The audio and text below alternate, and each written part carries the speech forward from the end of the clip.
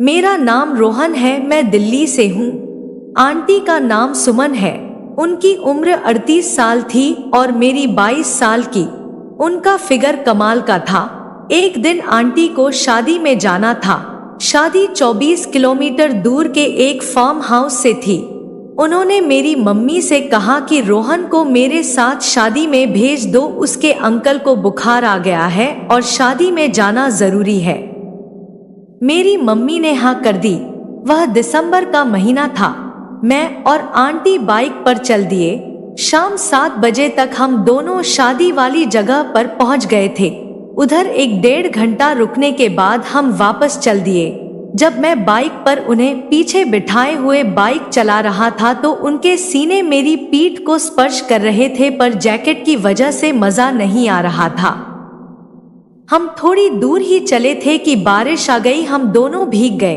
मैंने आंटी से कहा, बाइक पर सर्दी बहुत लग रही है, बारिश भी तेज हो गई है, इस वजह से घर नहीं जा सकते हैं, किसी होटल में रुक जाते तो ठीक रहेगा। सुमन आंटी ने कहा ठीक है, घर पर फोन कर देंगे। हम दोनों एक होटल में आ गए। मैंने काउंटर पर जाकर एक कमरे के लिए बात कही तो मैनेजर ने एक कमरा दे दिया। मैंने औपचारिकता पूरी की और हम दोनों कमरे में आ गए। कमरे में आते ही मैंने आंटी से कहा, आप कपड़े बदल लो। आंटी हंसने लगी और बोली, इधर कपड़े कहाँ से आएंगे। मैंने आंटी को देखा तो वे मुस्कुरा दी और बोली, यार मुझे तो बड़ी सर्दी लग रही है। तो मैंने कहा, कुछ गर्म करने वाली चीज मंगवाई है, यदि आपको चले तो ले लेना। वे बोली, क्या मंगवाया है। मैंने कहा, व्हिस्की। आंटी बोली, अरे रम मंगवाते, सर्दी में तो रम मजा देती है। मैंने झट से फोन पर व्हिस्की की जगह रम लाने की कह दी। साथ में कुछ भुने हुए काजू और नमकीन पिस्ता के लिए भी कह दिया। अगले कुछ ही पलों में वेटर सामान ले आया। मैंने 2 गिलासों में पैक बनाए और आंटी से पूछा, क्या लेंगी, पानी या सोडा। आंटी बोली, जो तू ले वही मुझे भी बना कर दे दे। मैंने 2 गिलासों में बर्फ डाली और रम के पैक बना दिए।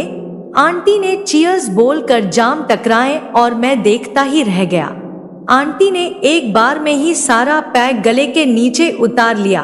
शराब एक ऐसी चीज होती है जो सभी में झट से दोस्ती करवा देती है और बड़े छोटे का भेद खत्म हो जाता है। कुछ ही देर में आंटी के 3 पैक खत्म हो गए थे और मेरे 2। आंटी की सर्दी खत्म हो गई थी। मेरी आंखों में नशे के साथ कुछ और भी दिखने लगा था। उन्होंने एक पैग और बनाया और आधा गटक कर उठ खड़ी हुई। मैंने कहा, अरे यार आंटी, क्यों शर्मा रही हो, इधर हम दोनों के अलावा और कौन है जो देखेगा, आप अपना कपड़े उतार दो। उन्होंने कहा, फिर तो मुझे ठंड लगेगी। मैंने कहा, नहीं लगेगी, मैं हूं ना। वे हंसी और बोली, लगेगी, कोई और तरीका बता। मैंने कहा, हाँ एक तरीका और है। क्या। मैंने कहा, आप सब कुछ उतार कर बिस्तर में लेट जाओ और कंबल ओढ़ लो। वे बोली, फिर। मैंने कहा, आप इतना तो करो। आंटी ने वैसे किया और कंबल में लेट गई। वे बोली, क्यों, दिक्कत क्या है, तू भी उतार दे अपना और आजा मेरे साथ। उन्होंने मेरा हाथ पकड़कर मुझे अपने साथ कंबल में खींच लिया। अब मैं भी उनके साथ कंबल के अंदर पूरा घुस गया था। आंटी भी मेरी बाहों में थी। अब हम दोनों ने एक दूसरे को चूमना चालू कर दिया। कुछ ही देर में हमारी सर्दी दूर हो गई और आंटी ने कंबल दूर कर दिया। हम दोनों एकदम एक दूसरे को देख रहे थे। मैंने उन्हें अपने नीचे लिया और उनके ऊपर आ गया।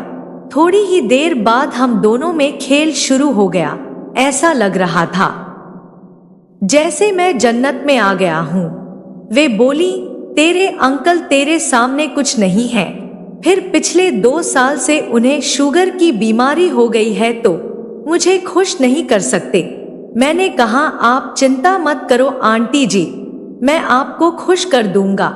इस तरह पूरी रात मैंने खुश किया।